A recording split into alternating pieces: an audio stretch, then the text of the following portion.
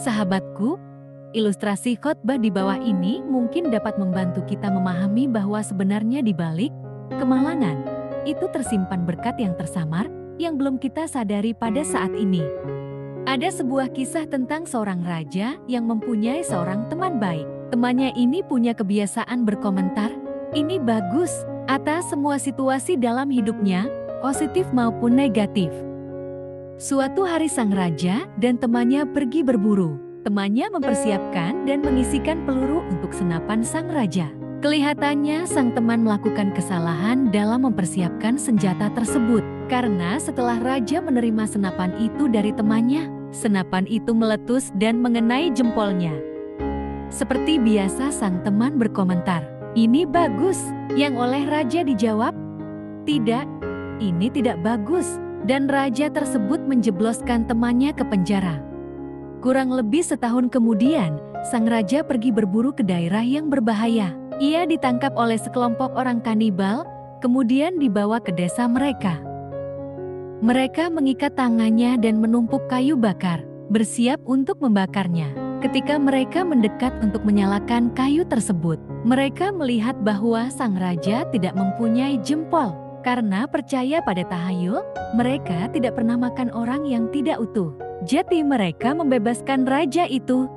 Dalam perjalanan pulang, raja tersebut ingat akan kejadian yang menyebabkan dia kehilangan jempolnya dan merasa menyesal atas perlakuannya terhadap teman baiknya. Raja langsung pergi ke penjara untuk berbicara dengan temannya.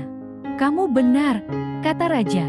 "Baguslah bahwa aku kehilangan jempolku." Dan ia menceritakan kejadian yang baru dialaminya kepada temannya itu. "Saya menyesal telah menjebloskan kamu ke penjara begitu lama. Saya telah berlaku jahat kepadamu." "Tidak," kata temannya, "ini bagus." "Apa maksudmu?" "Ini bagus," kata raja. "Bagaimana bisa bagus? Aku telah mengirim kamu ke penjara selama 1 tahun. Temannya itu menjawab, "Kalau kamu tidak memenjarakan aku pasti ditangkap bersamamu." Lalu apa maksud dari ilustrasi khotbah ini? Kehilangan jempol ataupun dimasukkan ke dalam penjara bukanlah hal yang menyenangkan. Namun karena dua peristiwa itulah, sang raja dan temannya tidak menemui ajalnya dalam peristiwa tahun berikutnya. Demikian pula dalam hidup kita. Ada peristiwa yang menyebabkan kita kehilangan materi, mata pencaharian, bahkan orang yang kita kasihi. Tentu saja itu membuat kita sedih, kesal, marah, bahkan menggugat Tuhan karenanya.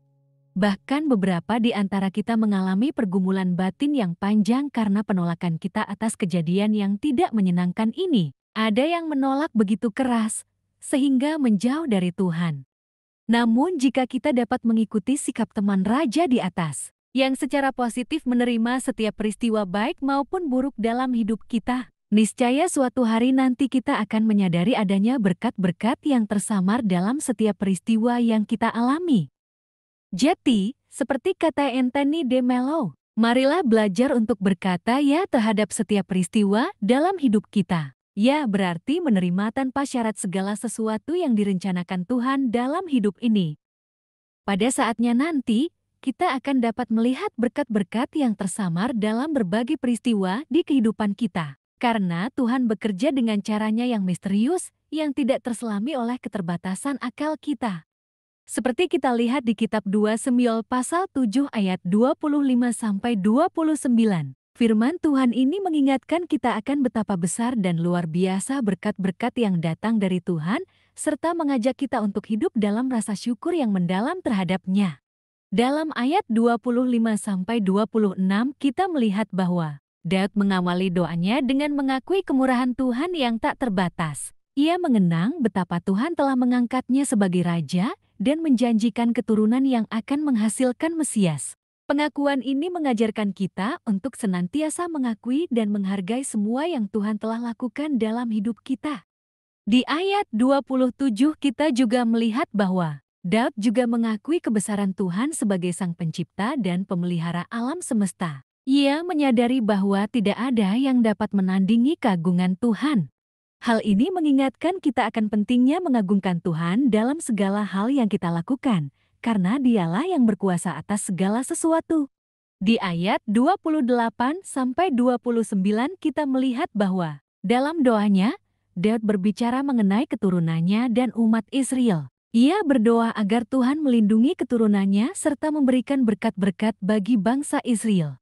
Permohonan ini menggambarkan kerinduan Daud untuk hidup dalam kehendak Tuhan dan mendapatkan berkat-Nya. Kesimpulan, dari 2 Samuel 7 ayat 25-29 dan ilustrasi tentang raja itu, kita belajar bahwa berkat yang datang dari Tuhan adalah hasil dari kemurahan-Nya, kebesaran-Nya, dan kehendak-Nya yang sempurna. Kita diajak untuk selalu mengakui dan menghargai segala yang Tuhan lakukan dalam hidup kita, serta hidup dalam ketaatan dan rasa syukur kepada-Nya. Semoga kita dapat mengikuti jejak Daud dalam merenungkan keagungan dan berkat Tuhan dalam setiap aspek kehidupan kita. Amin.